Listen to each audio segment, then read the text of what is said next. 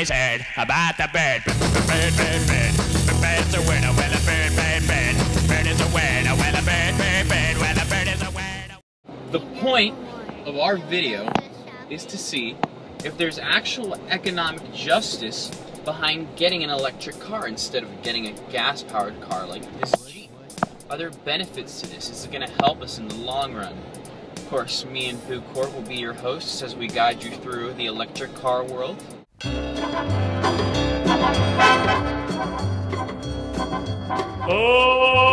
There's been many concept cars which have inspired people, and they've said, oh, this is such a cool car, this would be amazing to have, and they look amazing, like the BMW I that came out on a movie with Tom Cruise. And just the Tesla, which has just come out, but the Tesla is very expensive. So what are the consumers, the average consumers, buying? Well, after multiple attempts at trying to contact the Nissan dealership and asking if we could interview them, we came to a conclusion that they could not really share their information since they weren't actually a part of Nissan. But I had found a person, and, well, unfortunately, I'm not able to reveal his information, but he was working at the dealership, and I was able to interview him, and I was able to write down all the answers for the questions that I had. For the sake of having a name for him, we're just going to call him Leonardo da Vinci. It starts off by, the Nissan Leaf is not an expensive car. It ranges from $21,000 to $28,000. It's a 4-door vehicle, 5-passenger car, which is much more different than the common electric car that we see today. The car has a 5-star safety rating. It has 107 horsepower and it can drive about 100 miles before it needs recharging for the average Miami driver. That means charging it once a week. The car can be plugged into a 120-volt plug or a 240-volt plug. On the 120-volt plug, it takes about 8 hours to charge. Pretty much the car recharges as you sleep. But if you can't wait the 8 hours, you can plug it into a 240-volt and charge the car in just 4 hours, cutting the time in half. This is where the interview got quite interesting with the man. I asked him, well, how long does the battery last? And he said, oh, it lasts forever. You'll never have to replace the battery. But it has a warranty of 10 years. If this is such a great car and it's so cheap, and even if it does only last 10 years, why doesn't everyone have one? And, well, as you can see from the pictures, it's not the prettiest of cars.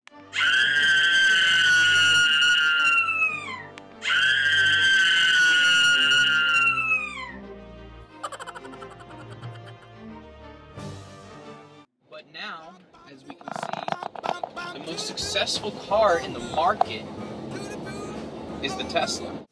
In October, my dad and I decided to purchase a Tesla Model S. We did so because my dad drives about 100 miles per day. His large warehouses are in Davie, and we live on Key Biscayne, so round trip, it's about 100 miles, coming to pick us up from school. If you look at the Model S, it's actually the most technological car that's ever been built. The actual touch interface inside the car, there are no buttons. It's only a 17-inch touchscreen, and so all the car's functions are controlled through there. There are 2 LCD screens, the 17-inch screen, and then another one right in front of you. Some may say it causes for distraction, but it's actually not at all, and it actually makes the car so much better.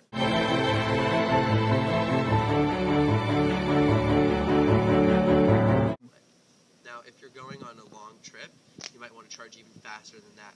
So Tesla came up with a supercharger system, and with their supercharger system, you pull up to the station and you freely charge your entire car in less than an hour.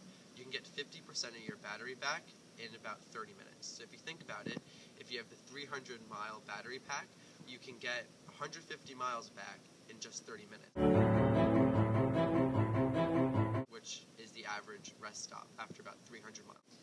And so even if 300 miles is too low for you now, the CEO, Musk, recently said that about 3 to 4 years from now, the base model will go about 500 miles. So technology is certainly ramping up. And the first reason why you'd want to buy the car is obviously to save you money. So my dad and I did the calculation in comparison to the other car he and I share together. The other car, the ICE, internal combustion engine car, it takes 20 cents to drive 1 mile. on the Tesla, it takes about a penny to drive 1 mile. So you can drive about 300 miles, we've determined, through the full charge, approximately a little under $4. The other car takes about $75 to go about the same. So you can certainly save a lot of money. The second reason why you'd want to own a Tesla is because it is possibly the most beautiful car. The CEO recently said that his goal when building the Model S wasn't to make the world's best electric car. It was to make the world's best car. And when you actually look inside the car and take a test drive, you will learn that it is by far the best. Some people will qualify a car for being good simply because of its acceleration. And so the Tesla is the fastest sedan ever built in the United States, with acceleration from 0 to 60, and fastest being 3.9 seconds. And it has more storage than any other sedan because it has a front trunk, because there's no engine, and there's a back trunk. Another reason why you'd want the car is for the safety. It is the only car to ever get a 5-star crash rating in every single category because of the large lithium-ion batteries. So what those batteries are basically the batteries inside of your cell phone right now. They're just more of them. And so what that does is Tesla put the battery on the bottom of the car to specifically weigh it down. Although it's such a big sedan, it has the center of gravity as low as a Corvette. Tesla is by far the smoothest car I've ever driven. There is no feeling like being able to go from 0 miles per hour to however fast you want to go in literally the blink of an eye. And the cool part about the Tesla when it comes to performance is you get 100% torque at 0 RPM. So you can be at a complete standstill, floor it, and you just fly back, and it makes everybody scream every time they're in it.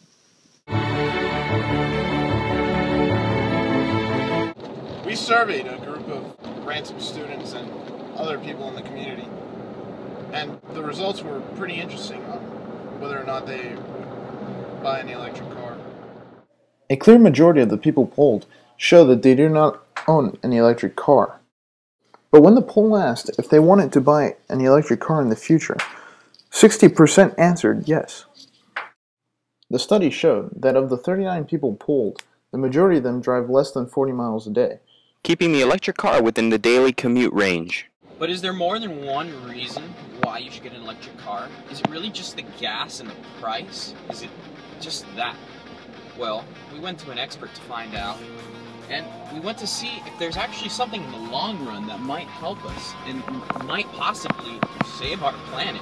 Well, there's certainly some negative sides to the electric cars, because of the disposal of batteries. The battery has generally a lot of heavy metals in it. The positive side, of course, is you're not burning any fossil fuel. Having a very inefficient single car that's polluting like you have now with an internal combustion engine, you've got a car that is getting power from a power source that's pretty efficient. The efficiency of a power plant, even if it's miles away, is generally about 30%. The car is only about 10% efficient. So if you take a gallon of gasoline, only about that much of the gasoline is actually used to move the car, and then only about that much is actually moving you. So a car is really, really super inefficient. There are cons also with electric, because you're also going to have either an infrastructure built in where you can exchange batteries like filling stations, or have rapid filling stations at destinations. So it's one of those chicken or the egg things. Do you put in the filling stations and then get the electric cars? You get the electric cars and there's no filling stations. That's a problem. For commuter cars, and you think about any place that's an urban area, it makes beautiful sense to have electric cars, because electric cars are not spewing anything out of their tailpipes, so you instantly cut down all the air pollution in a city. Most commutes are pretty short, so even cars today that can do 30, 40, up to 100 miles before they need to be recharged, many people could commute all week long. The economics of pollution, they come back to bite us in all kinds of other ways that are not given a value sometimes. A lot of times we don't think about how much it's costing us for all the problems that people are having from breathing bad air. Those are huge problems. I mean, those are things that affect human health, and that's a very expensive thing that we don't put a price tag on that when we start burning more fossil fuels. With the climate, as sea level comes up, and it is coming up, and there's no question that climate change is going to cause enormous billion-dollar problems everywhere in the coastal areas. Florida's going to have billions and billions of dollars of solutions to solve all this coastal erosion. You know, if we don't do something about climate change, then in the long run, the expense of an electric car will seem pretty small, or converting over to alternative energy, the cost of those things will seem pretty small when we start dealing with the effects of climate change. And we're already seeing that. Look at Sandy. Look at the storms and the droughts. And it's not like it's in the future. It's happening now. Even insurance companies are looking at that value when they're adding, you know, more onto your insurance premiums. Sea level rise, more storms, all that stuff is all figured in by insurance companies. I mean, they're already looking at those things. So in our conclusion, yes, we do believe that the future of cars will be electric, and in due time, it will be the future of our world.